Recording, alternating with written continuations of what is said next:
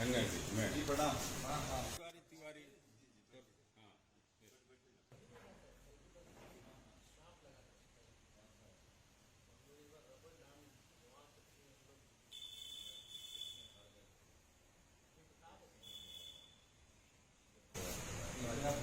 आपका स्वास्थ्य सब बढ़िया? हाँ, भोजपुरी में बताइए। हम तो नहीं भाई दादू जी से भेंट करे बस जानकारी आप हम की व्यू है एक बार बोली हाँ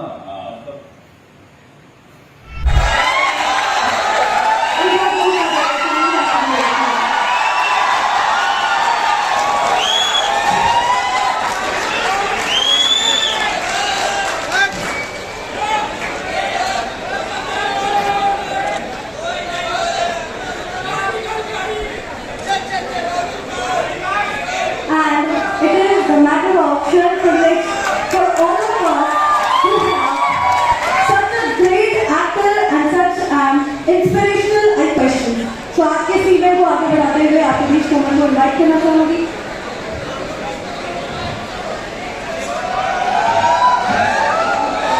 तो चलिए बढ़ते हैं कार्यक्रम के अगले सेगमेंट की ओर, यानी क्वेश्चन आंसर राउंड की ओर। सर चूंकि आज का हमारा शीर्षक है हमारे और आप सब लोगों को धन्यवाद देता हूँ। मैं तो तुम्हें बोला था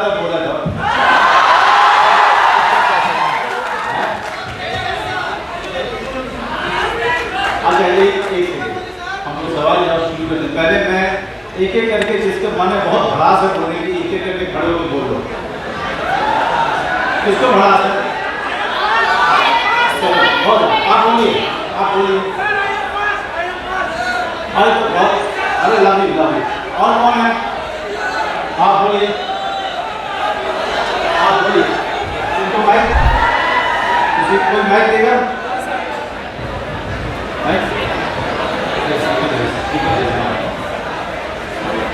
नहीं सर सर एक एक करके दीजिए सबको, सबकी पहले भड़ास निकाल लेते हैं, उसके बाद बात करते हैं।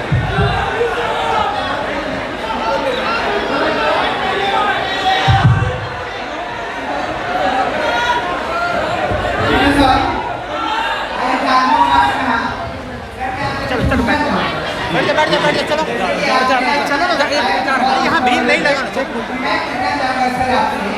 कि अगर हम सफलता के लिए कार्य करते हैं और उसके सफलता नहीं मिल पाती है, हमें मत निराश हो जाता है, तब उस समय क्या करें? अच्छा, बहुत अच्छी बात है। तो आप सब लोग जो जो बोलना चाहते हैं, आप सब लोगों को चांस मिलेगा, इसका वादा है।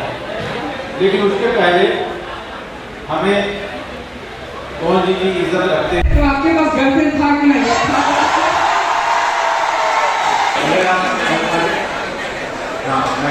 सर गर्लफ्रेंड बनाना अच्छा बात है कि नहीं? मैं बहुत ही बड़े विश्वविद्यालय में पढ़ाई कर रहा था, दिल्ली विश्वविद्यालय में। वहाँ पे गर्लफ्रेंड मिला जो है ना, ऐसा कोई काम नहीं था कि बहुत डिफिकल्ट था। लेकिन मैंने अपने जीवन में एक जिद की कि जब तक मैं थिएटर पूरे से करना शुरू नहीं करूँगा, मैं सिर्फ और सिर्फ 18 घंटे 24 घंटे में से 18 घंटे अपने ऊपर काम करूँगा। और मैं थिएटर करने में इतना मशहूर था, मेरी पहली गर्लफ्रेंड की जोड़ी थी, वो 23 साल की उम्र में। और जब आपके जीवन में गर्लफ्रेंड होना या बॉयफ्रेंड होना, ये कोई बुरी बात नहीं है, ये निशानी है कि आप जवान हैं।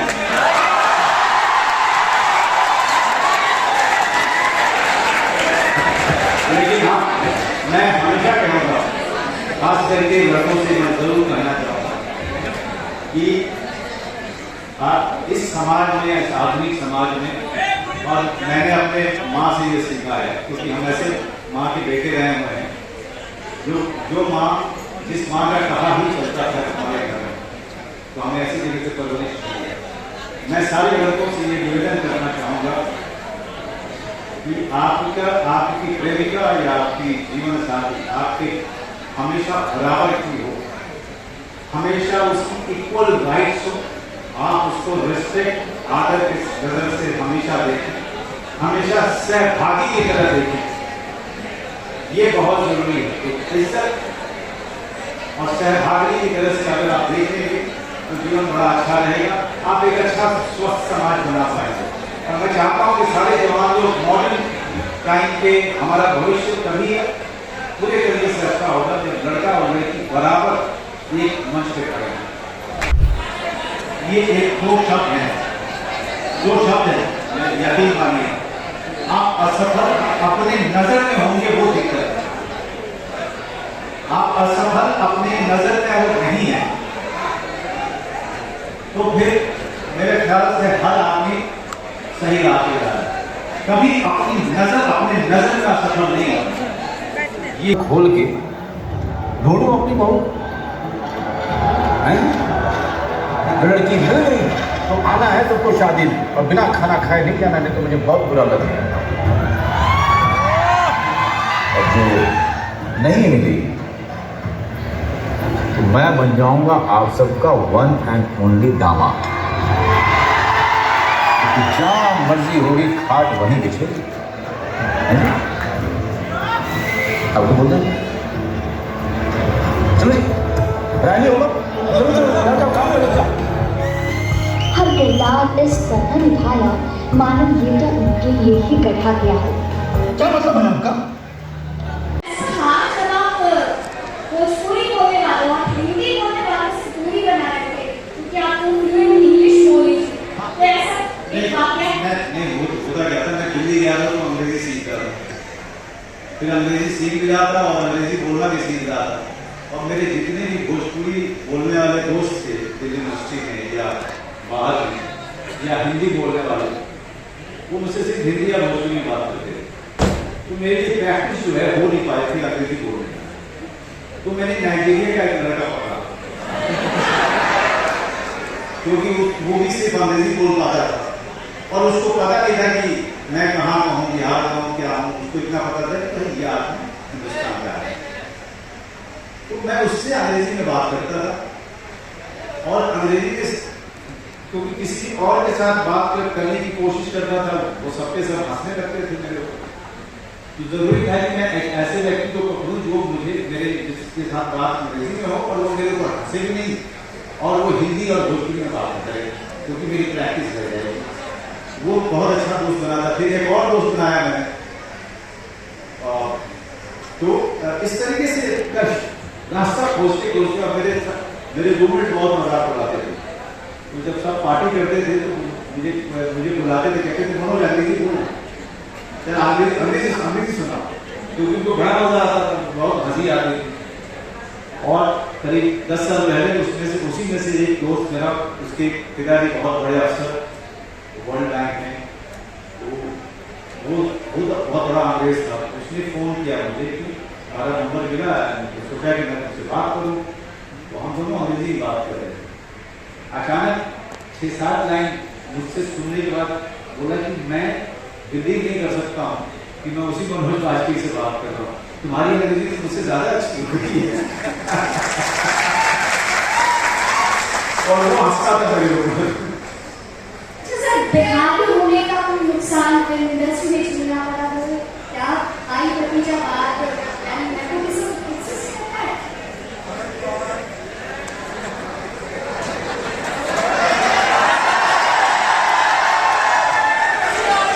क्या है, ये लाइन से देखिए कितने लोग जो हैं यहाँ पर रिकॉर्ड कर रहे हैं। मैं कुछ भी बोलूंगा तो उसका हेडलाइन ये बड़ा विवाद हो रहा है।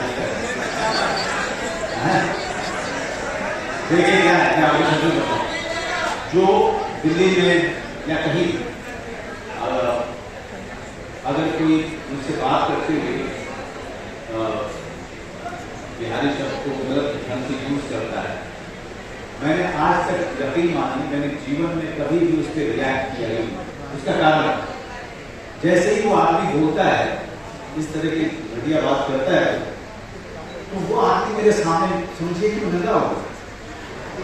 एक तो उसकी सोच मुझे पता चल गई, व्यक्ति पता चल गया, और ये पता चल गया कि ये आदमी जो मैं इसको समझदार मानता था, ये बहुत बड़ा गधा है। तीनों चीजें पता चली, क्योंकि मैं जीवन में ना क्षेत्रवाद में विश्वास रखता हूँ, ना जीवन में मैं किसी नस्लवाद में विश्वास रखता हूँ, ना किसी भी तरीके की जाति धर्म पे मैं भेदभाव करने वाला आदमी। तो जब सामने वाला अपनी असलियत दिखाता है, मैं उससे दूरी बना लेता हूँ, और वो सोचता रह जाता है कि मनोज बाजपेयी ने मुझसे दूरी क्यों बना। इसलिए कि अगर मैं झगड़ा करूंगा तो वो उसका कोई अंत नहीं है। अगर मैं इससे दूरी बनाऊंगा तो ये ढूंढता रह जाएगा कारण कि आखिर मैंने उससे दूरी क्यों बनाया। दिल्ली में भी बहुत बार होता है, मैं वो उस तरह से बोलना नहीं चाहता, क्योंकि मुझे बुरा लगता था। ये क्या मतलब कि अगर कोई बस के आगे से, बस के पीछे से नहीं चढ़ते और बस के आगे से चढ़ रहा है, तो उसको बिहारी ये कहकर के संबोधन किया जाना कितनी गलत बात है। लेकिन आज देखिए, आज भगवान की दया से आज हम इंडस्ट्री में या पूरे देश में, विदेश में बिहार के लोग किस तरह हर जगह पे अपना वर्चस्व बनाए हुए हैं और कितने कमाल ढंग से उन्होंने हर क्षेत्र में योगदान किया है। तो अब वो जो ये पूरी परंपरा थी, पूरी संस्कृति थी कि एक क्षेत्र के व्यक्ति को एक खास नजर से देखना, मेरे ख्याल से वो 80% वो सोच जा चुकी और उसको बिहार के लोगों ने ही अपने काम के बदौलत बदला है। तो इसके लिए बिहार के लोगों को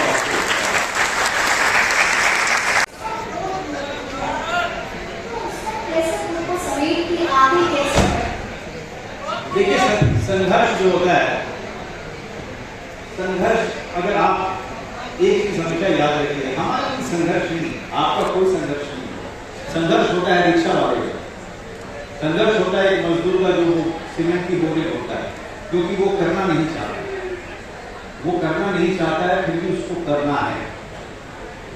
हम और आप भगवान की दया से हम लोग बस खाने को कहीं से मिल जाता है, किसी दोस्त के घर से मिल जाता है, या अगर आप पटना में रहते हैं तो पटना में आपके माता पिता मुहैया कराते हैं, आपको सिर्फ काम की तलाश करनी है।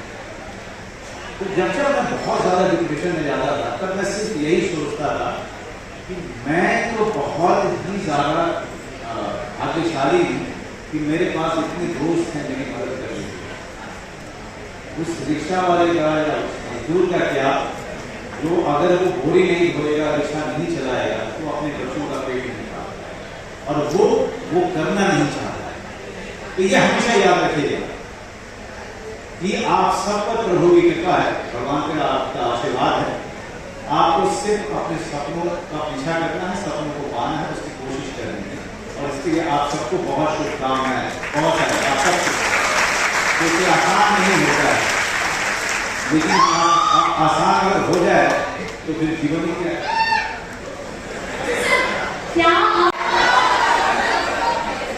सर कभी भी बहुत डिमांड है, एक को डायलॉग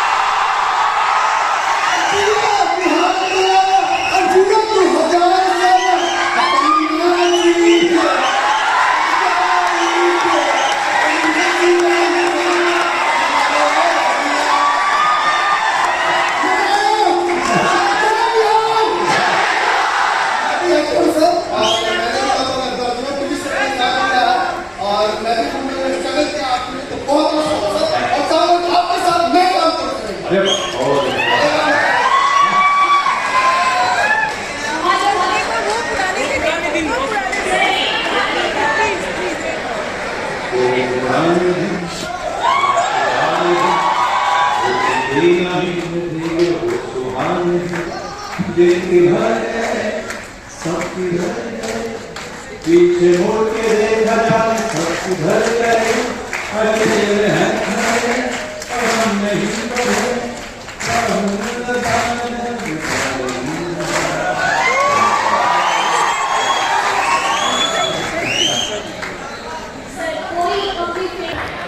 मेरा जो सीना है, मेरा जो हृदय है, वो वाकई गर्व से चमक रहा है। और मैं आपको बता नहीं सकती मुझे कितना अच्छा फील हो रहा है कि आप सर हमारे बीच हैं और कुछ देर में उनको सुनने का अवसर आप सभी लोगों को प्राप्त होगा।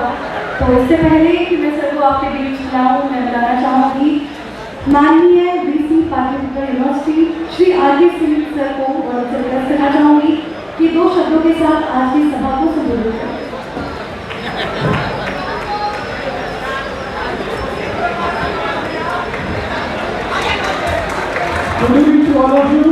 Thanks for watching Rebel News India. Stay tuned for more updates. Don't forget to like, share and subscribe.